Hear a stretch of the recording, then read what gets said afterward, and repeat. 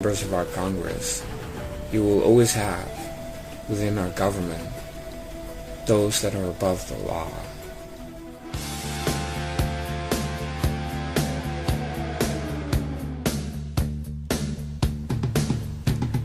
Hey, it's me. Hey, let's talk about Hillary because I think she's nuts. I really think she's nuts. And something happened just now that kind of illustrates that. You know, she had that interview that I uploaded where she says, well, if we do well in the midterms, I may run. And initially she said no, but you can tell she didn't want to say no. She's obsessed. And her whole life force, what's left of it, is invested in becoming president. Of course she wants to run again. And she has all these secrets on people. She may intimidate people just to have them go along. But not very long after she had that interview, Terry McAuliffe, a Clinton friend, governor of Virginia, came out in an interview saying that Hillary's not going to be on any ballot. And he said something like, well, it's very hard on Hillary. She got 3 million more votes than Trump in the election, but she's not going to run for anything. And it's almost like Dems were in a panic that Hillary Clinton was messing up the works and, annoying them. And they called Terry McAuliffe to go out there and say something.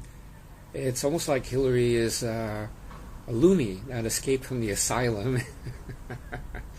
And they called the Scooby-Doo van to come pick her up. It's a crazy woman. She's deadly obsessed.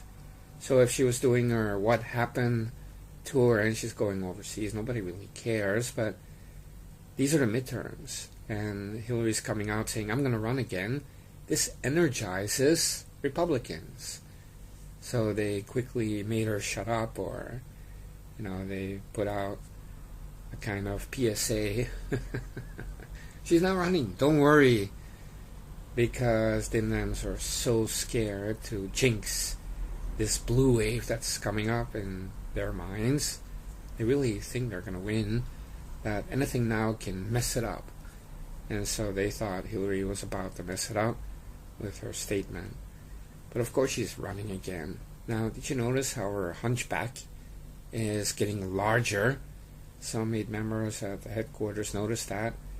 And she has all these back braces and mechanical devices to hold her rotten corpse together.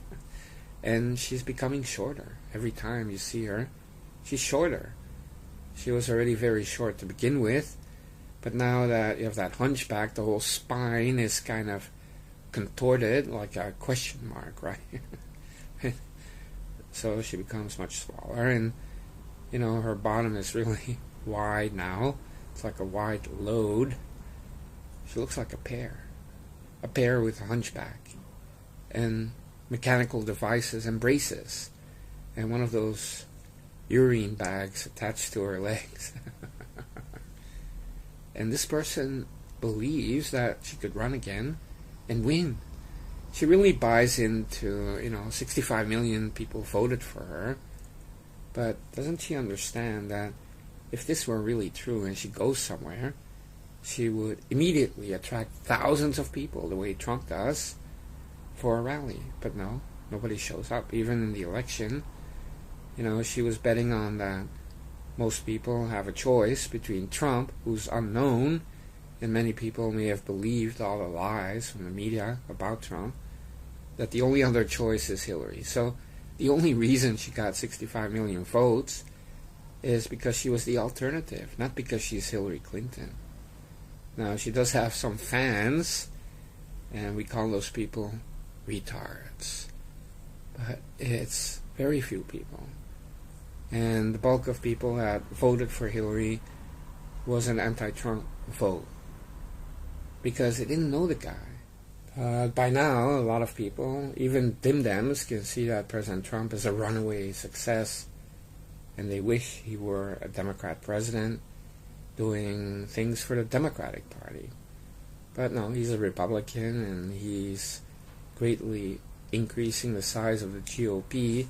He's even reaching out to a lot of Dems who happily walk away from the Democratic Party. So now people know him much better than they did. They know there's a lot of fake news out there.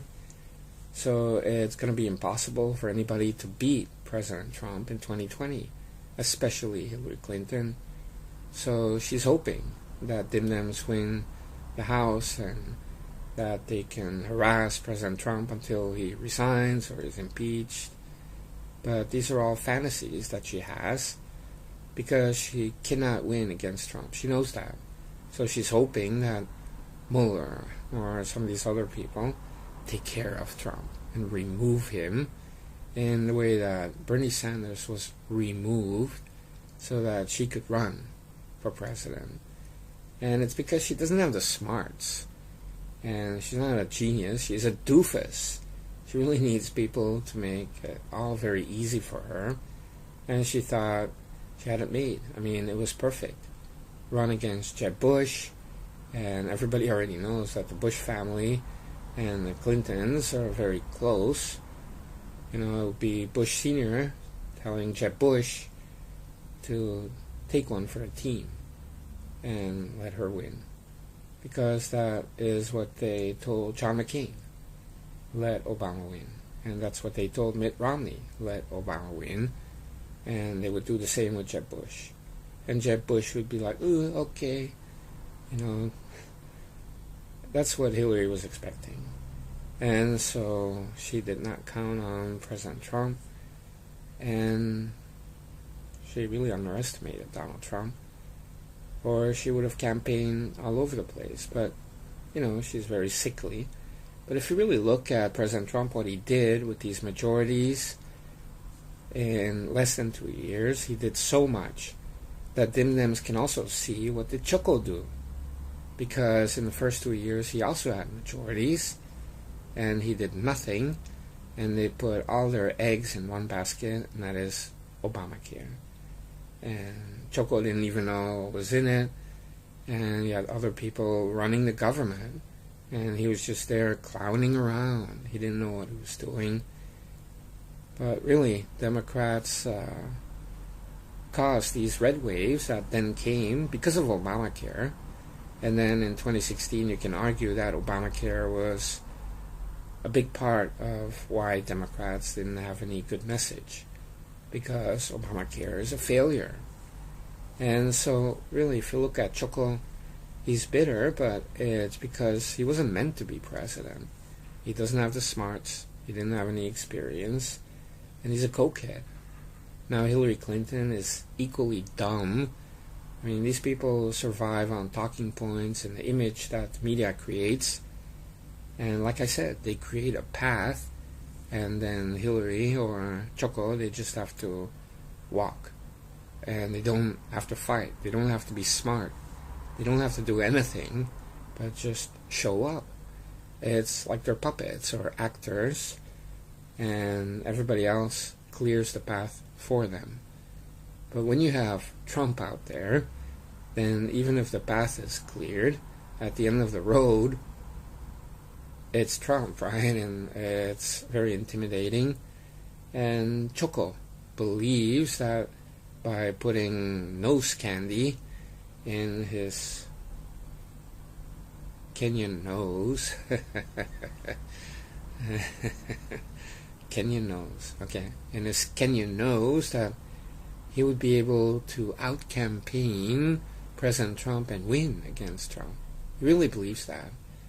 But it's not true.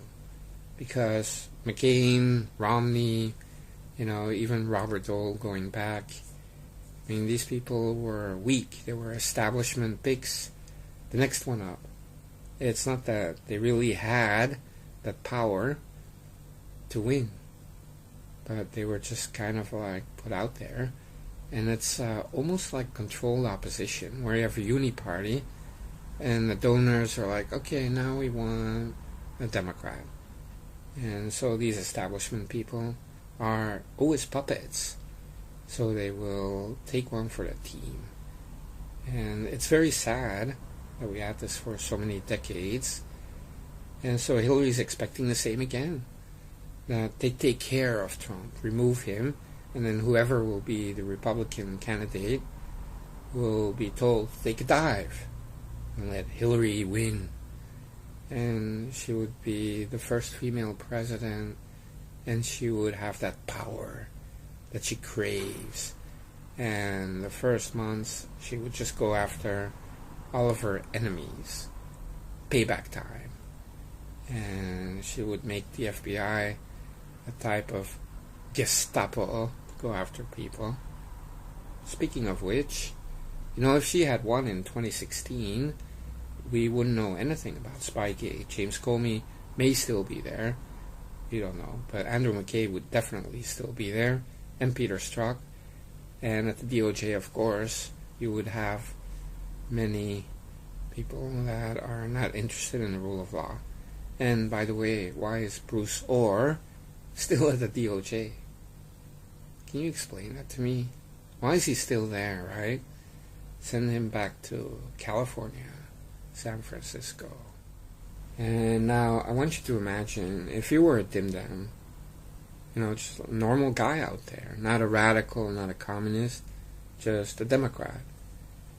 And you see that Choco's still out there. And the hunchback of Chappaqua out there with this growing hunchback. And, she can't even walk around and do a rally. She has to sit down, be propped up with, scaffolding and, specialized pillows. It's so embarrassing. It's so embarrassing. Imagine if we had someone like that. And let's imagine it was Mitt Romney. And in the campaign against Choco, he was having seizures and vomiting and coughing. And, one day he's paralyzed. He's thrown into a van.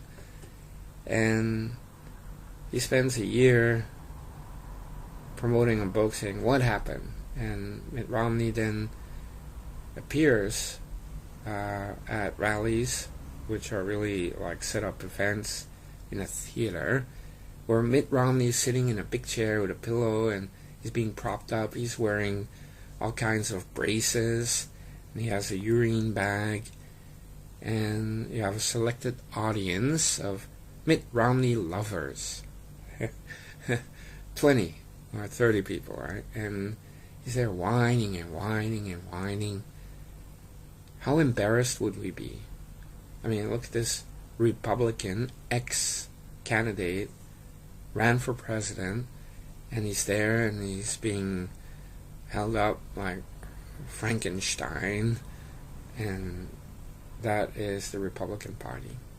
I mean, that would be so embarrassing. Even if you take away all of the braces and the diseases, it would still be Mitt Romney, right? Still embarrassing, but okay, it's a little bit more normal looking.